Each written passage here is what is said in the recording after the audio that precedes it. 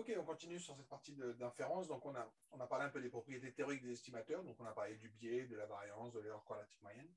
Donc là, je vais revenir sur comment est-ce qu'on fait pour construire un estimateur, en fait. Donc, je vais présenter les deux méthodes les plus classiques, qui sont le maximum de vraisemblance, puis je pense que par la suite, on verra la méthode des moments. Ok, c'est parti. Donc, je bascule sur mes slides. Ok. Donc, la première méthode, c'est ce qui s'appelle le maximum de vraisemblance. C'est un peu ça peut paraître un peu compliqué à construire, mais en fait, il s'avère que c'est une méthode relativement courante. Et en fait, je pense que c'est la méthode, enfin, pour plein de raisons théoriques, en fait, c'est la méthode la plus utilisée pour construire des estimateurs. Donc, j'ai besoin pour ça de définir un objet qui s'appelle la vraisemblance, qui a été largement utilisé pendant, je dirais, presque 2 siècles, comme méthode pour construire des estimateurs, en fait, même si c'est essentiellement des travaux des années début du siècle dernier où on a commencé à avoir les propriétés de cet estimateur. Donc l'idée c'est quoi? C'est qu'on dispose d'observations, Y1, YN, donc toujours un échantillon ID tiré de variables dont la loi est Fθ. Donc Fθ c'est soit ma fonction de masse, ma fonction de probabilité. Donc Fθ c'est soit la probabilité pour que un x ou y soit égal à petit y. Donc ça serait le Fθ de y, okay, qui est associé à une loi discrète, ou sinon c'est une densité, si jamais on est dans le cas continu. Okay. Donc j'utilise encore une fois ma notation petit f pour ces objets-là. Donc j'ai cette loi Fθ, encore une fois, je connais la famille, mais je ne connais pas le paramètre. Okay, donc connaître la famille, ça veut dire que je connais son expression. Par exemple, si vous me dites c'est une loi de Poisson, je sais que ce sera quelque chose de la forme exponentielle moins θ, θ puissance y, divisé par y factoriel. Donc je connais sa forme, mais je ne sais pas combien ça vaut, puisque je ne connais pas θ. Donc, je me donne cette loi, Fθ, et à partir de cette loi-là et de mon échantillon, je vais construire ma vraisemblance. Donc, la vraisemblance, c'est quoi? C'est tout simplement le produit des Fθ dy. Donc ça, si je l'interprète de manière assez simple, c'est quoi? C'est en fait la probabilité d'être tombé sur mon échantillon. Si jamais je suis dans le cas discret. D'accord? Donc ça veut dire quelle était la probabilité pour que encore une fois, j'utilise le fait que la probabilité de mon vecteur y1, yn, c'est par indépendance le produit des différentes probabilités. Donc c'est la probabilité que y1 soit tombé sur petit y1, que y2 soit tombé sur petit y2. Et donc en faisant ce produit, je tombe sur la probabilité globale. Donc cette chose-là, c'est tout simple. Désolé. C'est la probabilité pour que grand y soit égal à petit y. Probabilité d'être tombé sur mon échantillon. Okay. Donc à partir du moment où on admet ça, en fait, on voit qu'on a quelque chose d'assez simple, c'est de dire qu'est-ce que je prends comme valeur de θ? Je vais prendre la valeur qui me donne la plus grande probabilité de tomber sur cet échantillon. Okay, donc, ce n'est pas complètement stupide comme méthode, c'est vraiment basé sur une heuristique assez naturelle, c'est de se dire, je regarde la probabilité, supposons que je lance des pièces, okay, et j'ai obtenu pile, face, okay, comment je fais pour trouver mon paramètre? Je vais calculer la probabilité que j'aurais dû avoir si jamais j'avais des lois de Bernoulli de paramètre θ. Donc, θ, ce serait la probabilité de tomber sur pile. Donc, je vais récupérer comme ça la probabilité d'être tombé sur cet échantillon-là. Et je vais dire, la valeur la plus vraisemblable possible pour mon paramètre, pour construire mon estimateur, c'est de dire, je vais prendre la valeur qui me donnera la probabilité la plus grande d'être tombé sur mon échantillon. Okay, donc, l'idée, c'est tout simplement de... Pardon, j'ai fait des fautes de frappe encore. Donc, je vais chercher à maximiser ma vraisemblance. Donc, je cherche l'argument du maximum de ma vraisemblance. OK. Donc, je vais chercher à maximiser ma vraisemblance et donc je cherche la valeur θ qui me donne la vraisemblance la plus grande possible. OK. Donc, c'est la définition du maximum de vraisemblance. Alors, il s'avère que d'un point de vue informatique ou d'un point de vue numérique, des fois, ça peut être plus facile de calculer un autre objet qui est en fait la log vraisemblance. Donc, de la même manière qu'on a défini la vraisemblance, on va définir la log vraisemblance, qui est tout simplement en fait le logarithme de ma vraisemblance. Donc, je rappelle que je vous avais dit que la vraisemblance, alors on note L pour likelihood, okay, donc la vraisemblance vue en tant que fonction de θ, okay, c'était le produit des Fθ dy.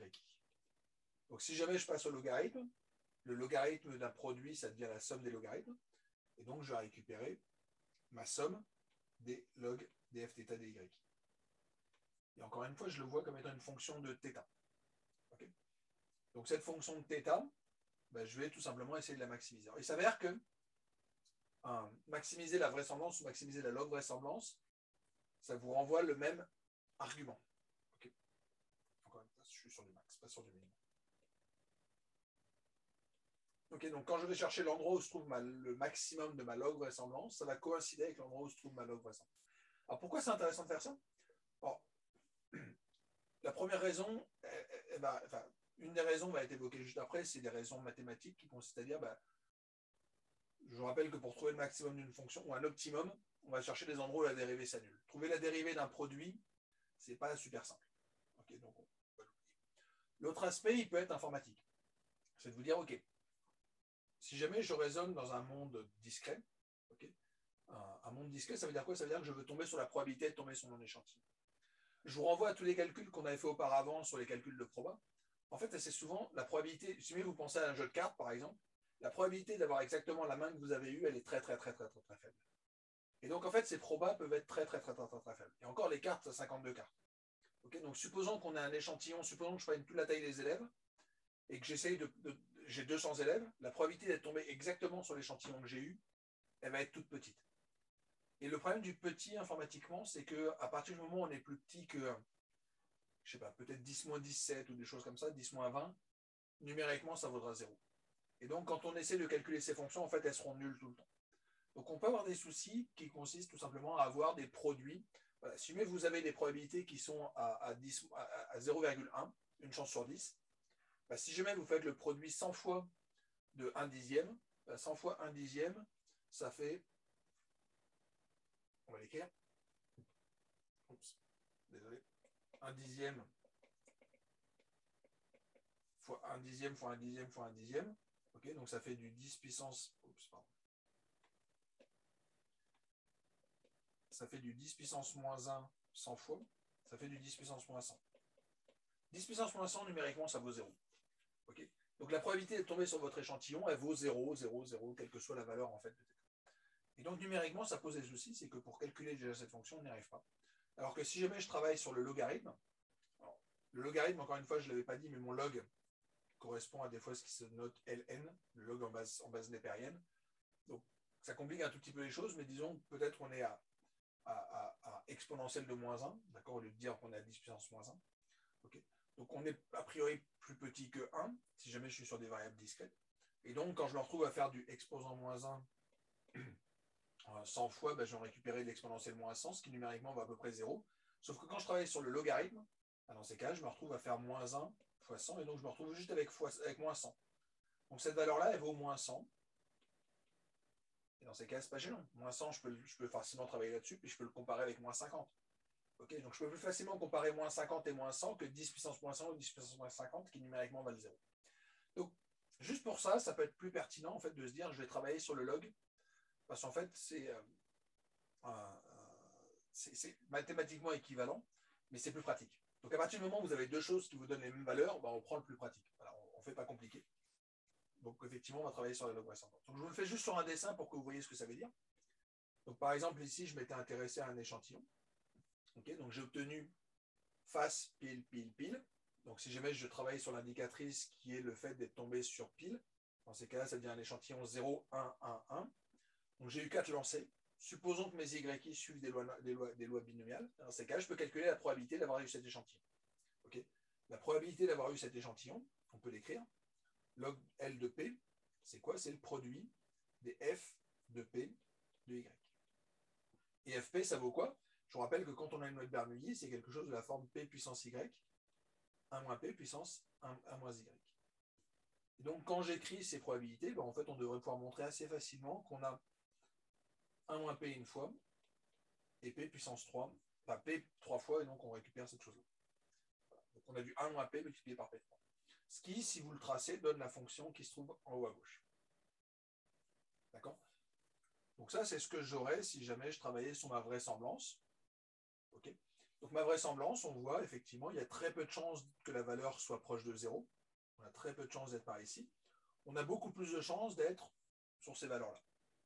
Donc effectivement, c'est quelque chose qu'on intuite. Si vous avez obtenu 0, 1, 1, 1, on a envie de se dire qu'il y a pas mal de chances quand même d'être tombé sur.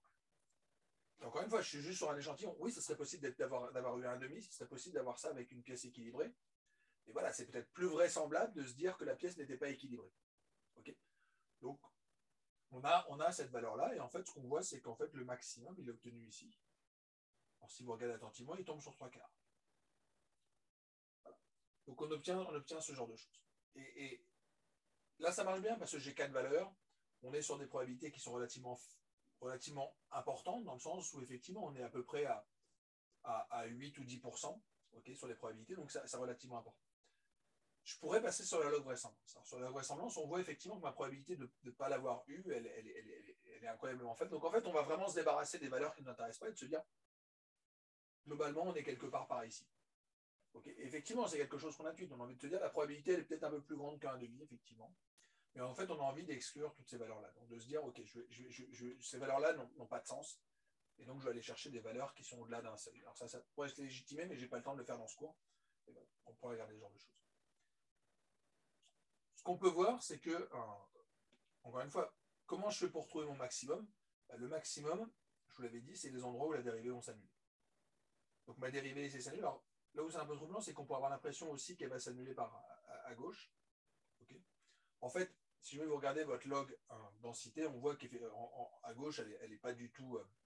La dérivée n'est pas nulle du tout. Au contraire, elle augmente très fortement, mais elle augmente très fortement sur des valeurs qui sont tellement petites qu'en fait, on ne voit rien. Voilà. Donc effectivement, on monte très très. Alors ça peut se voir, c'est pour ça que la log vraisemblance peut être intéressante, c'est que je vais converger très très vite. Je ne vais pas vous faire un algorithme de montée de gradient, mais ça revient à dire, okay, si jamais j'étais là, je vais partir très très vite d'ici. Alors que si jamais j'étais sur ma vraisemblance, on partirait très très très lentement de zéro. Voilà. Donc voilà. Je ne vais pas rentrer trop dans les détails, mais tout le monde fait de la log vraisemblance, c'est pas exactement de la vraisemblance. Et ça se retrouve sur mes histoires de densité. On veut trouver les endroits où la dérivée, on cherche les endroits où la dérivée s'annule. Okay.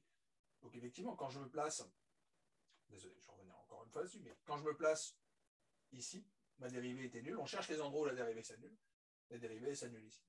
Et en fait, on le voit, c'est un peu plus simple de l'observer sur la log densité, puisqu'il y a un seul endroit où la dérivée s'annule, c'est l'endroit où se trouve le maximum de ma vraisemblance. Okay. Contrairement ici à ce cas-là, et donc on pourrait avoir des petits soucis numériques où on pourrait repartir vers la gauche. Voilà. Peu importe. Le point important, c'est que si jamais je sais écrire ma densité, dans ces cas-là, je peux récupérer ma vraisemblance. Si jamais j'ai ma vraisemblance, je peux avoir ma log vraisemblance. Et l'estimateur qu'on va définir, c'est tout simplement l'estimateur qui maximise cette vraisemblance. Ça va être la valeur la plus vraisemblable pour être tombé sur cet échantillon. Okay. Donc c'est ça qu'on va utiliser. Donc ça, c'est pour une note Bernoulli. C'est relativement simple parce que c'est un paramètre univarié. Quand on est dans le cas multivarié, c'est un peu plus compliqué. C'est un peu plus compliqué parce qu'en fait, on a un paramètre bivarié. Et donc ma vraisemblance, ma densité, elle est définie avec deux valeurs, un mu et un sigma 2. Okay, donc je vous ai construit ici différentes densités avec. J'ai généré des variables gaussiennes. Okay, et donc je récupère mes densités. Donc j'ai 4 échantillons que j'ai simulés comme ça. Je vous trace ma densité, puis ici je vous trace mes courbes de niveau. Dans ces cas-là, on voit que la valeur la plus vraisemblable est sûrement par ici. Ce qui revient à dire que mon mu est à peu près. Donc mon estimateur mu1 du maximum de vraisemblance sera à peu près à 1,2. Et l'estimateur pour sigma 1 serait quelque chose de l'ordre de 0,95. Okay, donc je cherche l'endroit où ma vraisemblance est la plus importante, parce que ça nous dit, c'est ici qu'on se trouve. On se trouve sur ce petit maximum. Alors je ne le vois pas forcément bien sur ma courbe, parce que je ne vois pas trop où je me trouve, d'accord, mais on le voit très très bien quand on se place sur les courbes de niveau, okay, où on voit effectivement que ma vraisemblance, elle est maximale sur cet échantillon, plutôt sur une valeur un peu plus petite en mu, et à peu près aussi avec un sigma qui est de l'ordre de 0,9. Ici, on se trouvait par là. Là, on se retrouve sur des valeurs beaucoup plus importantes en sigma 1. Okay, donc voilà. Donc on a notre. Et c'est ça la variabilité en fait. En générant des nouveaux échantillons, on voit que mon estimateur il bouge. Okay, donc on retrouve le fait que θ chapeau, je peux le voir comme étant une variable aléatoire. θ chapeau du Y, il a une distribution. Parce qu'on voit ici, j'aurais pu tomber sur des valeurs. Donc ici une valeur qui se trouve là, qui se trouve là, qui se trouve là, qui se trouve là. Donc on a des valeurs qui sont un petit peu différentes. On voit qu'on bouge. Okay, c'est ça qu'on va essayer de regarder. Donc si jamais j'ai un estimateur qui est sans biais, ça veut dire effectivement qu'en moyenne, sur cette dimension-là et sur cette dimension-là, je suis sur les bonnes valeurs. Okay, donc je regarde cette variable aléatoire-là et j'essaie de regarder ses propriétés. Et pour le moment, on se contente de construire notre estimateur. On nous dit que le maximum de vraisemblance, en tout cas, il peut paraître naturellement intéressant. C'est quelle aurait été la valeur de mon paramètre qui m'aurait maximisé la probabilité d'être tombé sur cet échantillon. Quelle est la valeur la plus vraisemblable de tomber sur cet échantillon? Alors, juste une petite propriété. Encore une fois, c'est lié à... On va pas trop rentrer dans les détails dans ce cours-là, parce que ce n'est pas l'objet. On est plutôt là pour appliquer que pour comprendre, enfin, plutôt pour démontrer les résultats théoriques. Et comment est-ce qu'on le fait numériquement pour trouver ce maximum de cette vraisemblance? Bon, on a les conditions du premier ordre. Encore une fois, j'ai des typos partout. Donc, on s'intéresse au maximum de ma log vraisemblance. Si jamais je cherche l'endroit où j'ai ma log vraisemblance, bon, on obtient la propriété que j'avais évoquée tantôt, qui est, si jamais ma fonction est suffisamment régulière, suffisamment lisse, dans ces cas-là, l'endroit où se trouve mon maximum, c'est l'endroit où la dérivée va s'annuler. Et donc, c'est juste des calculs de dérivée en fait, qu'on va faire pour trouver, en tout cas d'un point de vue théorique, pour trouver cette fonction-là. Donc, il y a deux options. Soit je le fais d'un point de vue théorique, donc je construis mes estimateurs. Donc, ça, c'est ce qu'on va admettre dans ce cours, le fait qu'on puisse construire des estimateurs du maximum de vraisemblance pour des lois classiques. Mais dans la vraie vie, quand on construit des modèles, ils sont souvent plus compliqués. Et donc, on est obligé de passer pour des méthodes numériques. Donc, le maximum de vraisemblance, je le trouve numériquement. Et il s'avère que le numériquement se fait avec cette condition du premier ordre. C'est-à-dire, je cherche l'endroit où je me retrouve sur un plateau. Et ça, on retrouve tous les algorithmes classiques pour trouver des maximums ou des minimums de fonctions de type Newton-Raphson, donc les méthodes qu'avait proposées Newton. Ok, petit exemple numérique. Donc, on revient sur notre histoire de Bernoulli. On fait un sondage auprès de 15 personnes pour savoir si jamais ils aiment ce cours. Et j'ai besoin de savoir quel est l'estimateur du paramètre. Donc, derrière, j'ai les lois de Bernoulli. Les gens, ils aiment ou ils n'aiment pas. 0, 1. Je vais obtenir mes données. Comment est-ce que je fais pour trouver un estimateur de ce P? Comment je fais pour construire mon P chapeau? Ce qu'on va dire, c'est que la méthode qu'on va utiliser pour construire le P chapeau, c'est du maximum de vraisemblance. Donc, maximum likelihood estimator. Okay, donc, je construis le P chapeau par maximum de vraisemblance. Donc, comment est-ce que je le construis? C'est facile. J'écris ma vraisemblance, je récupère ma log vraisemblance et je cherche l'endroit où se trouve le maximum de ma vraisemblance. Okay, donc, on retrouve exactement ce que j'avais évoqué dans mes slides précédentes, qui est de dire ma vraisemblance, en fait, c'est quelque chose qui ressemble à ça. C'est P puissance le nombre de fois où j'ai obtenu des 1 moins P, le nombre de fois où j'ai obtenu des 0. Okay, donc, si Sn, c'est le nombre de 1, okay, c'est ça qu'on est en train de dire, les xi ils valent 0, ils valent 0 ou 1, donc la somme des xi, c'est le nombre de 1 dans mon échantillon. Donc, Sn, c'est le nombre de personnes qui ont dit oui, j'aime ce cours. N, c'est le nombre de personnes interrogées. Dans ces cas-là, si jamais j'avais une loi de Bernoulli de paramètre P, et en fait, je n'ai pas le choix sur ma loi ici, quand on a du 0,1, la seule loi possible, c'est une loi de Bernoulli. Dans ces cas-là, ma vraisemblance, elle va s'écrire de la manière suivante. P puissance, le nombre de personnes qui ont dit oui, 1 moins P, le nombre de personnes qui ont dit 0, c'est-à-dire N moins le nombre de personnes qui ont dit oui. Okay, donc, on a cette forme assez simple pour ma vraisemblance. On ne va pas travailler là-dessus, on va travailler sur la log vraisemblance. La log vraisemblance, c'est le logarithme de cette fonction. Le logarithme d'un produit, c'est des sommes des logarithmes. Le logarithme d'une puissance, c'est la puissance multipliée par le log de la valeur à l'intérieur. Donc, 2 puissance 7, quand je prends son logarithme, ça me fait 7 fois le log de 2. Okay, donc, on va utiliser ça. Donc, le logarithme de ma vraisemblance, c'est quoi? C'est ce Sn multiplié par le log de P, plus n moins Sn multiplié par le log de 1 moins P, ce qui me donne cette fonction-là. Et l'avantage, c'est que cette fonction-là, on peut la tracer. Si vous voulez, je vous la trace, mais c'est en gros la même fonction que celle qu'on avait auparavant. Elle va faire quelque chose comme ça. Okay, on va essayer de savoir l'endroit où se trouve le maximum de cette vraisemblance. Okay, dans ces cas, je vais chercher ma condition du premier ordre. Quand je dérive cette fonction-là, donc je dérive par rapport à P, okay, donc j'ai cette fonction qui dépend de P. Le logarithme de P, c'est facile à dériver, c'est 1 sur P. C'était une caractérisation de la définition du logarithme. D'accord, donc quand je dérive cette fonction par rapport à P, je vais récupérer tout simplement du Sn sur P moins N moins Sn sur 1 moins P. Et quand j'essaie de l'annuler, ça veut tout simplement dire qu'on va se trouver en P chapeau, tel que Sn sur P chapeau doit être égal à N moins Sn sur 1 moins P chapeau. Et quand on fait le calcul, en fait, on obtient quelque chose de très très simple, qui est que P chapeau, c'est tout simplement Sn sur N. Et ça, c'est cool, en fait. Ça nous dit juste l'estimateur du maximum de vraisemblance, c'est la moyenne. Donc, on tombe sur quelque chose qui était assez naturel. Si mais je vous dis, on a obtenu. Il y a 10 personnes qui adorent ce cours. Je surestime, hein. Peut-être que j'ai biaisé mon échantillon. Mais voilà, j'ai 10 personnes qui adorent ce cours. Ben, dans ces cas-là, l'estimateur naturel de ma probabilité, c'est 10 sur 15.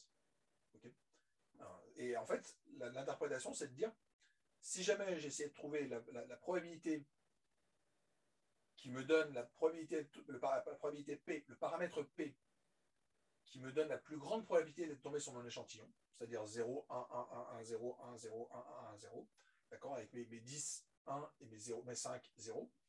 Le paramètre θ qui me donne la plus grande probabilité d'être tombé, la plus grande vraisemblance de mon échantillon, la plus grande probabilité de tomber sur l'échantillon que j'ai observé, c'est précisément la moyenne. Okay, donc en fait, on tombe sur quelque chose d'assez intuitif qui est que cette méthode-là, et encore, je vous présente la méthode parce que c'est comme ça qu'on va le faire de manière générale. Si vous ne savez pas comment construire un estimateur, cette méthode-là, elle marche tout le temps. Vous vous contentez de calculer votre vraisemblance, vous trouvez le maximum et ça vous donne votre estimateur. Okay, donc c'est une méthode assez universelle pour construire l'estimateur. Il s'avère qu'elle a du sens, en tout cas que heuristiquement, elle correspond à quelque chose d'assez intuitif. Ok, donc je peux le faire. Là je peux faire des maths. Ok, donc j'ai regardé numériquement et je peux trouver une solution à mon estimateur. Dans la vraie vie, encore une fois, je suis à un cours de maths, donc un cours de maths. Maths 46-81, donc c'est un cours de maths. Donc je peux vous prouver que je peux construire l'estimateur, mais peut-être que dans la vraie vie, en fait, vous vous en foutez de savoir quelle est la valeur théorique sous-jacente. Et en fait, dans des cas même, on ne sait pas le faire. C'est-à-dire qu'on ne peut pas trouver de solution explicite à ce maximum. Mais numériquement, on peut toujours le faire. Donc comment est-ce qu'on fait? On cherche, on trace cette distribution. Okay, donc par exemple ici, j'ai demandé à mes 15 personnes si jamais ils ont aimé ou pas. Donc j'ai mis 1 pour dire j'ai aimé, 0 pour dire j'ai pas aimé. Je construis ma vraisemblance. Okay, donc je construis ma vraisemblance tout simplement en disant je vais faire le produit des distributions binomiales de mon échantillon. Donc je suis sur des Bernoulli de paramètre P. Donc ça correspond à une binomiale de paramètre 1, P. Size égale 1, prob égale P. Okay, donc je construis une fonction de P, encore une fois. Je vous rappelle, ma vraisemblance, L de θ, c'est L de θ, c'est une fonction de θ, c'est une fonction du paramètre que je ne connais pas. Okay, donc je vais la tracer pour tout, en gros je la calcule pour plein de valeurs que je pourrais observer. Donc par exemple ici, je me dis, ce serait quoi la probabilité d'être tombé sur mon échantillon si jamais ma probabilité valait 20%, si jamais j'avais 40%, si jamais j'avais 50%. Donc je le calcule pour toutes mes valeurs possibles, entre 1, 0 et 1. Okay, et donc comme ça, je récupère ma vraisemblance. Donc cette courbe-là, cette courbe correspond à L de P. Okay, donc on voit que le maximum, il est atteint à peu près ici. Donc, il y a à peu près, j'ai l'impression, 53% des gens qui aiment bien le cours. Okay, empiriquement, en tout cas, c'est ça. Dans mon échantillon, j'en ai peut-être 8 sur 15. Donc, il faut vérifier, mais 1, 2, 3, 4, 5, 6, 7, 8. Donc, effectivement, c'est 8 sur 15. En tout cas, c'est ce que nous dit la théorie. Et effectivement, quand on trace la distribution, on voit que la valeur maximale, elle est atteinte quand P est égal à 8 sur 15. Donc, la valeur la plus vraisemblable pour le paramètre P que je ne connais pas, compte tenu des données que j'ai observées, c'est de l'ordre de 8-15. Alors la probabilité, elle est faible. Okay, j'ai à peu près 3/10 millièmes de chance d'être tombé sur cet échantillon. Okay, mais c'est ce que je vous disais la dernière fois, c'est peut-être faible, mais c'est quand même 10 fois plus grand que peut-être la probabilité qui se trouve là. Alors, attendez, il faut quand même que je sois un peu réaliste. C'est quand même 10 fois plus grand que la valeur qui se trouve là. Okay, donc en fait, on a 10 fois plus de chances, donc on va vraiment privilégier cette valeur-là. Alors effectivement, je ne suis pas très très loin des valeurs qui sont ici, donc là, on va retrouver une notion d'intervalle de confiance, on se dit, je ne sais pas exactement où je me trouve, mais je dois être autour de 8/15e. Okay, donc la précision, on reviendra là-dessus quand on fera des intervalles de confiance, mais on voit, si jamais je dois donner qu'une valeur, ce serait celle-là. C'est la plus vraisemblable, okay, et elle correspond à 8/15e. Donc voilà à droite ma log vraisemblance. Okay, donc ma log vraisemblance, elle est là aussi maximale au même endroit. Okay, et ça, je peux l'obtenir numériquement, c'est-à-dire que je peux aller chercher, alors, on cherche le maximum de log L ou le maximum de L, peu importe, c'est la même chose. Okay, en tout cas, on cherche l'argument du maximum. Il s'avère que sous R, la fonction optime vous donne un minimum.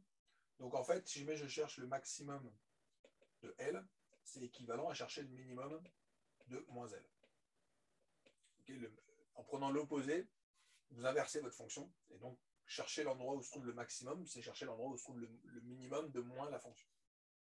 Okay, et effectivement, numériquement, il vous dit votre maximum, il est à peu près atteint à 0,53. Okay, on ne sait pas que ça correspond à la moyenne, mais c'est juste que numériquement, il vous a renvoyé une valeur qui est à 0,53. Il s'avère que dans beaucoup de cas, on n'a pas besoin de formule explicite, on veut juste une valeur numérique. Okay, quand on fait des applications, on se limite à trouver une valeur numérique, et donc en fait, quelque part, on n'a pas besoin de faire des calculs de dérivés ou tout ça. Il faut juste savoir que si jamais je suis capable d'écrire ma vraisemblance, je lance ma fonction optime. Après, je croise les doigts pour qu'il y ait un seul optimum, pour que j'ai un modèle identifiable, c'est-à-dire une seule solution. Okay, et dans ces cas-là, je vais la retenir. Donc, ça me donne la valeur de ma vraisemblance. Enfin, le maximum de ma vraisemblance. Donc ici, ça me dit que mon P chapeau devrait être de l'ordre de 53,3. OK? Alors, je peux aller un tout petit peu plus loin. C'est que comme on a vu que c'était X bar, donc là, je reviens sur les propriétés mathématiques, on a vu qu'on avait X bar. En fait, je peux même savoir, je peux même avoir une distribution. Okay, on peut voir un petit peu quelle serait la distribution de mon estimateur, et donc on peut récupérer. On sait qu'on a ce genre de propriété. Okay, on sait que, d'après la loi des grands nombres, la racine carrée de n de ma moyenne moins p divisé par racine carrée de p moins p, ça devrait être à peu près une loi normale. Et donc on sait que la distribution de mon estimateur, elle a à peu près une distribution gaussienne. Je reviendrai un petit peu là-dessus, mais je voulais juste semer des petites graines qu'on va revoir fleurir plus tard. On en reparlera quand on fera nos intervalles de confiance sur nos estimateurs. Okay, mais on voit qu'on a des propriétés en termes de distribution sur nos estimateurs. Ok, je vais faire une petite pause ici et on revient après sur un autre exemple qui est l'exemple de la loi normale.